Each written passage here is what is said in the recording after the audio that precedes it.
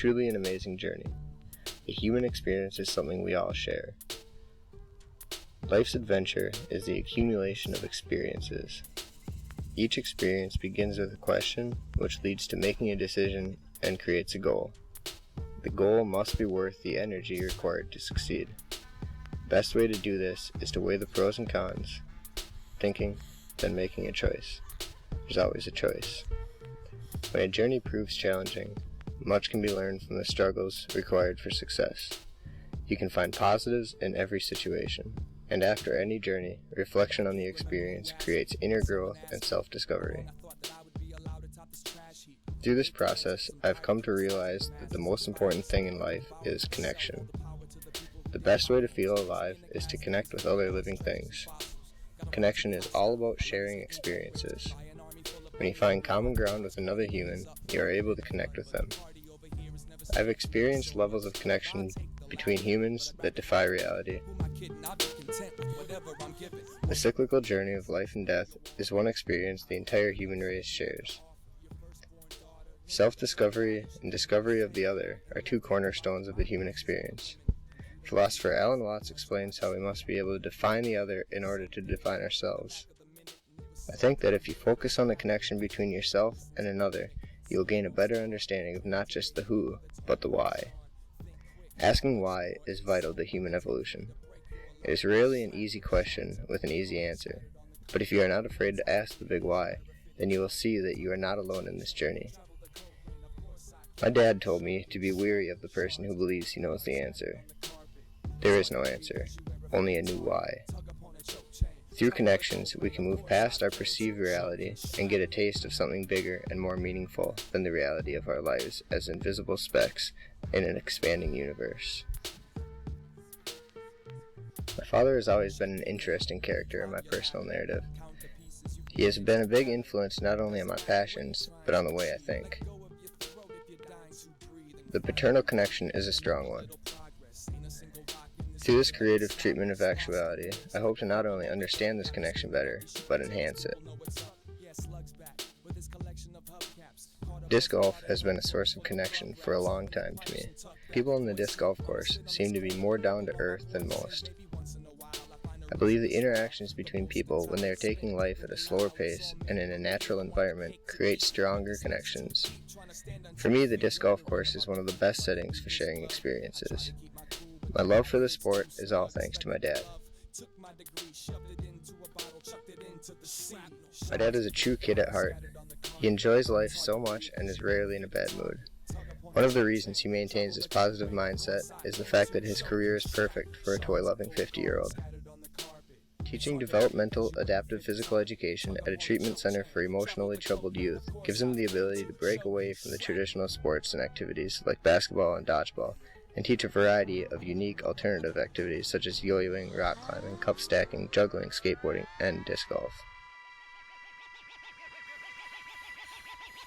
When my old man began playing disc golf more seriously, I became interested as well. I was 10 years old in 4th grade when my dad started up a junior disc golf league for my friends and I. To this day, many of my friends are still playing disc golf, and I realize now that this has helped maintain many of my lifelong friendships. My dad has always told me, connections formed on the golf course last a lifetime. I find this aspect of the sport is what makes it so great. My dad has been a positive influence in so many young people and has introduced countless students to the sport. Every time we're on the course together, we run into former students who always stop to say hi. Although now I consider myself an avid disc golfer and compete on a regular basis, there was a time in my life when I resented my dad and didn't want to play his sport. I began experimenting with tobacco, alcohol, weed around 8th grade. Like most boys that age, I felt I knew everything and that my maturity level was above how my parents treated me. I criticized my dad for his lack of experience every time I got caught, which was often. This created resentment for him in my mind and turned me away from disc golf. I saw my dad's sober lifestyle as a lack of experience. I know now that his reasons for choosing to live this way are much deeper than a fear of trying new things. In fact, trying new things is something very important to my dad. In his life, he has witnessed the destructive powers that substances can have on his students, their parents, and his own family. He realizes that he can find natural highs in life that satisfy his brain's need for endorphins.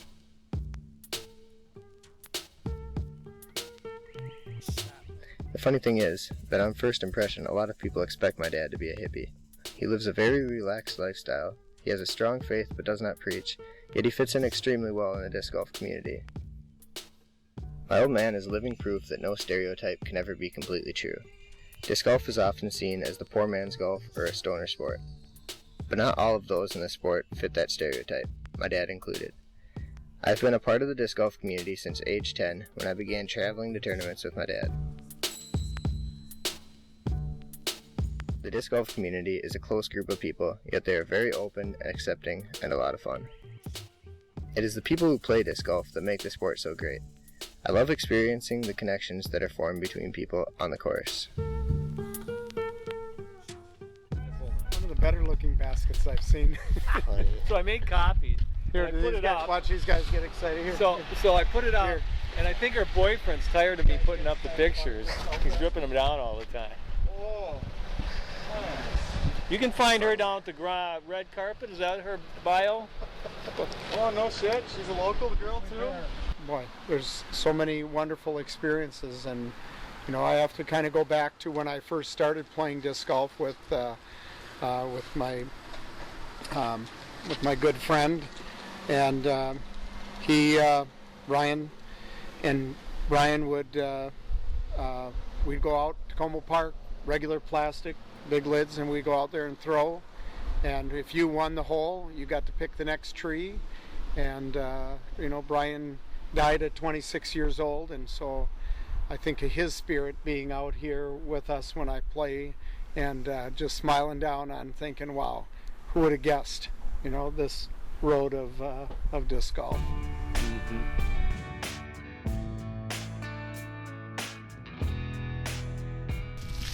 My name is Rick Brentz, and I'm a teacher, 54 years old.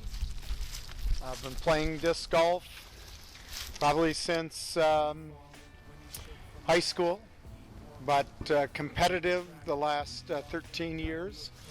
And I'm one of the fortunate people that I'm a physical education teacher, and so I have the opportunity to play disc golf for a living, as at least for a few weeks out of the year when I teach my students in Phi Ed class, and I'm very fortunate to have a 9-hole disc golf course right on campus. This is hole 1, Warpose, the guy who donated the money to do the course, and again, Lilac Lane, and all these beautiful 1 week out of the year they bloom. So that week I get pretty excited and the kids go, what?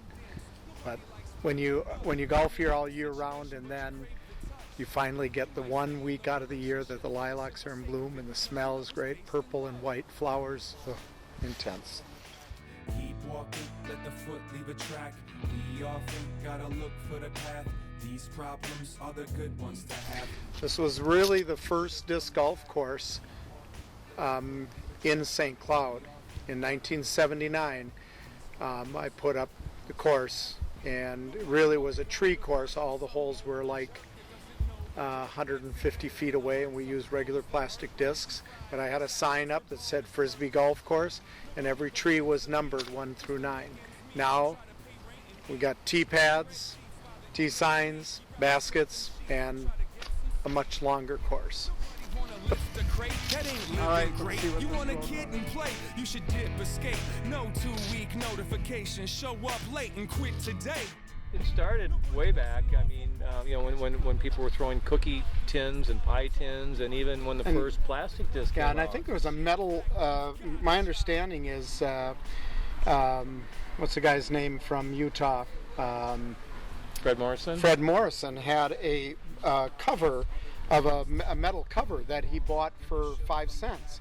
And he got out, and his wife and him were playing catch on the California beach. For the path, these problems are the good ones to have. But somebody want that life you got. They think your boyfriend's nice. The other thing is, it is therapy for a lot of people. A lot of people coming off of whatever issue it is, and they find peace out on the golf course to play. And some people who are athletic but never really got into, let's say, youth sports or high school sports, can really use disc sports, golf, and some of the other disc sports to finally express themselves athletically, and they kind of come into their own. So there's that aspect of it too.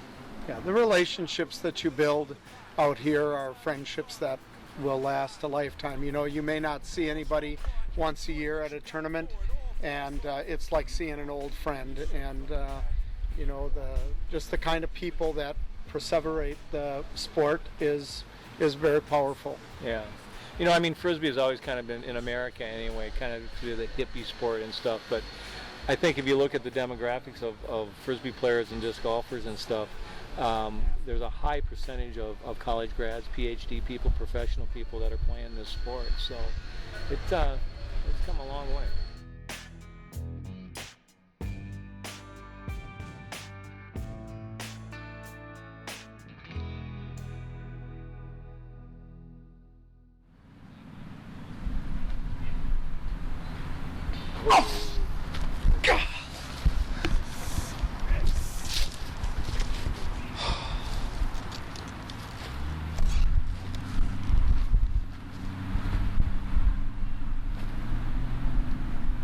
That's my partner!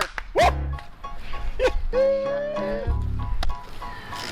Nice shot. We missed three, right? 3 that were on. So that's 15. Good. I was 15, teenager, and How long ago was that? that would be, let's see, 17 years ago. Wow. Just came out here with a buddy, and he let me borrow a disc, and been playing it ever since. Yeah. What keeps you coming back? What do you like most about disc golf? I just like the relaxed atmosphere, friendly people, and it's somewhat competitive, and it's just the golf concept that I like. What's your favorite thing about disc golf? I would say the friendships, the companionships that I made with other people throughout playing the game. It's family for life. Everywhere I've gone, I've met new people and new friends. So to me, it's just that for sure. The people. I mean, that, you know, seeing friends at league and people that I know and have built friendships with. And I think a lot of times that's why we do anything. That's a hobby. Why would somebody go to bowling or pool league or ball golf for that matter? It's about getting together with friends and enjoying a good time and something you enjoy mutually. Well, I've played basketball and track and field. Those are the sports I did before disc golf.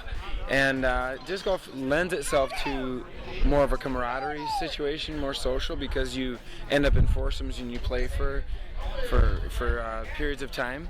And then the best thing is that you're out hanging out with friends. So you take, 10 seconds to throw, and then you've got 2 minutes of visiting with your friends, talking and hanging out together. Listen to the voice in my headphones. It's the funnest thing that I do for cheap. I play disc golf. It's just a fun sport. I enjoy getting outside, enjoying the weather, and throwing frisbees. And I get to meet handsome guys like this. Oh, you're really in there. I'm not gonna bust it. I like you. Yeah, just the camaraderie, just building people together, and building a team was a lot of fun. That was my favorite part, watching people win that I brought to the team. One, let us know if we're in there.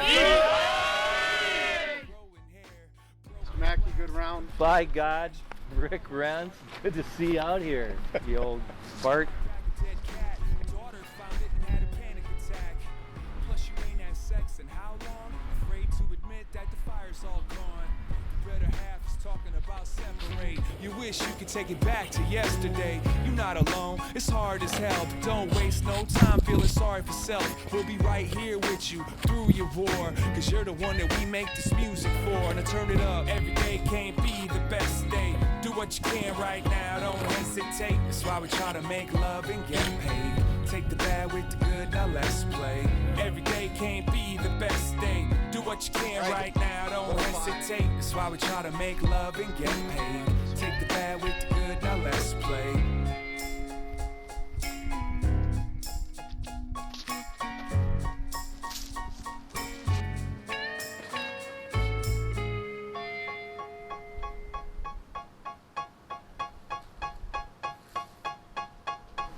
got you beat by a few feet there, old man. Lucky shot.